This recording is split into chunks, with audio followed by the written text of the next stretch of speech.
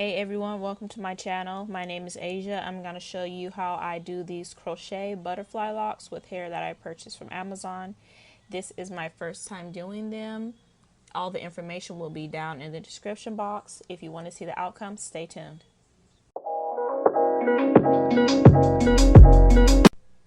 The company that I purchased these locks from is called Dust Company. Again, it will be down in the description box, and they are 12 inches. They come with a total of 76 locks, and I use 66 of them.